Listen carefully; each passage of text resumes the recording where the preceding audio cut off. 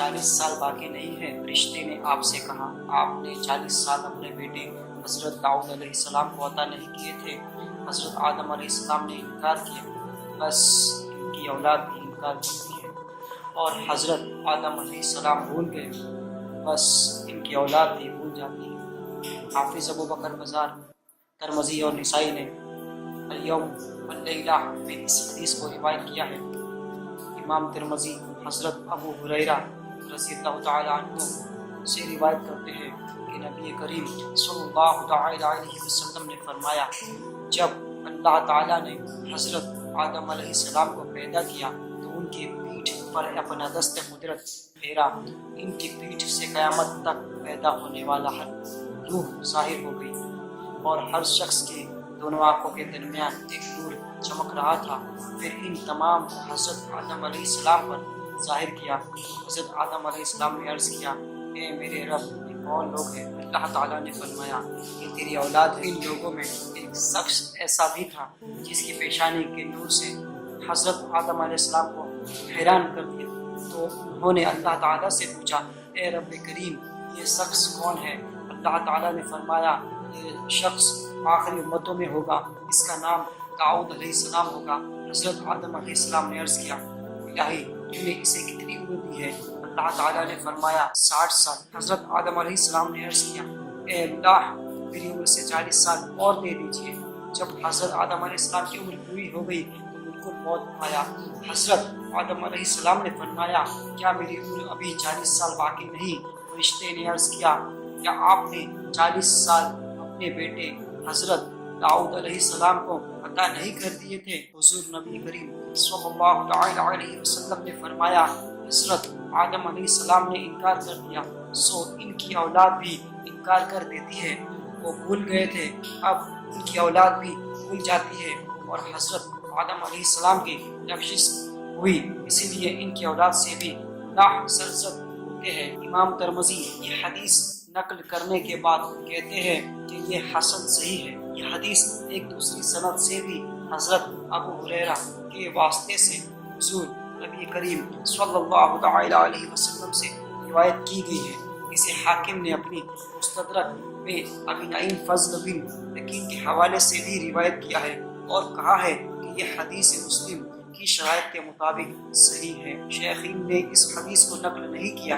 ابن ابی حاتم عبدالرحمن بن زید بن مسلم کے حوالے سے روایت کرتے ہیں، وہ اپنے باپ سے، وہ عطا بن یسار سے، وہ حضرت ابو ہریرہ رضی اللہ تعالیٰ عنہ سے مرفوعاً ایک حدیث ذکر کرتے ہیں، جس میں یہ بھی مذکور ہے کہ پھر اللہ تعالیٰ نے اولاد آدم کو ان پر پیش کیا اور فرمایا، اے آدم علیہ السلام، یہ آپ کی اولاد ہے۔ حضرت آدم علیہ السلام نے دیکھا تو ان میں کچھ لوگ زام اور برس کی بیماری میں مبتلا تھے، کچھ اندھے تھے اور کچھ دوسری تکالیف سے دوچار تھے۔ آپ علیہ السلام نے عرض کیا، الہی، میری اولاد کو بیماریوں میں مبتلا کیوں کر دیا؟ فرمایا، اس لیے کہ آپ میری نعمتوں کا شکر بجا لائے۔ امام احمد نے اپنی مسند میں حضرت ابو درداء رضی اللہ تعالیٰ عنہ سے روایت کرتے ہیں کہ نبی کریم صلی اللہ تعالیٰ علیہ وسلم نے فرمایا، جب اللہ تعالیٰ نے حضرت آدم علیہ السلام کو پیدا کیا تو ان کے دائیں کندھے پر دست قدرت پھیرا، اس سے آپ کی ساری سفید اولاد نکل آئی، ایسا لگتا تھا گویا موتی ہے۔ پھر بائیں کندھے پر ہاتھ مارا تو سارے کالے لوگ برآمد ہوئے، جن کو دیکھ کر لگتا تھا کہ سیاہ کوئلے ہیں۔ پھر دائیں کندھے والوں کو فرمایا کہ تم جنت میں جاؤ گے اور اس کی مجھے کوئی پرواہ نہیں، اور بائیں کندھے والوں کو کہا کہ تم جہنم میں جاؤ گے اور مجھے اس سے کوئی سروکار نہیں۔ ابن ابی دنیا حضرت حسن سے روایت ہے کہ فرمایا، اللہ تعالیٰ نے حضرت آدم علیہ السلام کو تخلیق فرمایا، پھر ان کے دائیں کندھے سے اہل جنت کو نکالا اور بائیں کندھے سے اہل جہنم کو، اور انہیں زمین پر ڈال دیا۔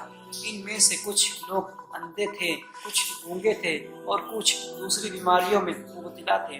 حضرت آدم علیہ السلام نے عرض کی، پروردگار، میری اولاد کو ایک جیسا کیوں نہیں بنایا؟ اللہ تعالیٰ نے فرمایا، اے آدم علیہ السلام، اس لیے کہ میں نے ارادہ کیا کہ میرا شکر کیا جائے۔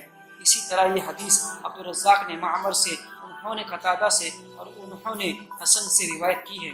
ابو حاتم اور ابن حبان اپنی صحیح میں حضرت ابو حریرہ رضی اللہ تعالیٰ عنہ سے روایت کرتے ہیں کہ نبی کریم صلی اللہ تعالیٰ علیہ وسلم نے فرمایا جب اللہ تعالیٰ نے حضرت آدم علیہ السلام کو پیدا کیا اور ان کے جسم میں روح پھونکی تو انہوں نے چھینکا اور الحمدللہ کہا. یہ الفاظ آپ نے اللہ تعالیٰ کے حکم سے کہے. بس ان سے اللہ تعالیٰ نے فرمایا اے آدم علیہ السلام اللہ تم پر رحمت فرما رہا ہے, ان ملائکہ کی طرف جاؤ وہ جو جلوس کی شکل میں نظر آ رہے ہیں اور انہیں سلام کرو.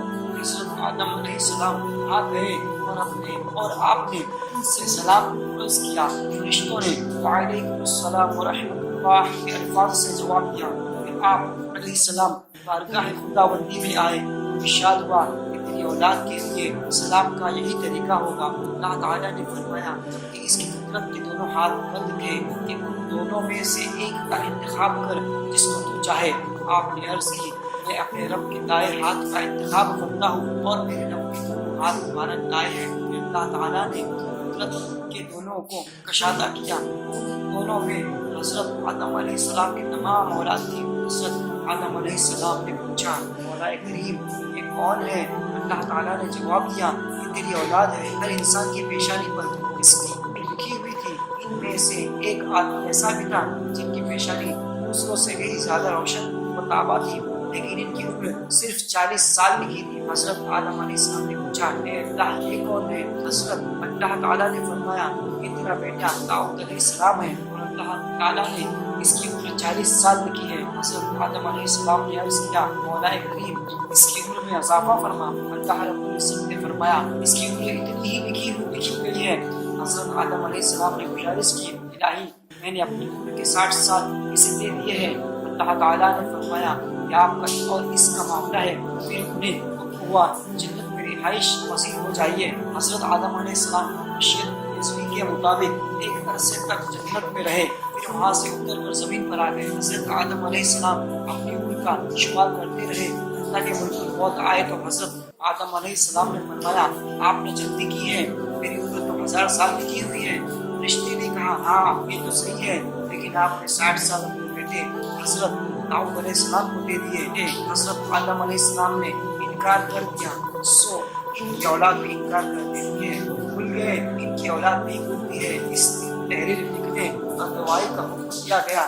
یہ الفاظ ابن حبان کے امام بخاری رحمۃ اللہ علیہ عبدالرزاق اور معمر سے روایت کرتے ہیں کہ نبی کریم صلی اللہ علیہ وسلم نے فرمایا اللہ تعالیٰ نے جب حضرت آدم علیہ السلام کو پیدا کیا تو آپ کا قد 60 گز لمبا تھا. پھر انہیں اللہ تعالیٰ نے حکم کیا جاؤ اور فرشتوں کی اس جماعت کو سلام کرو اور سنو وہ کیا جواب دیتے ہیں.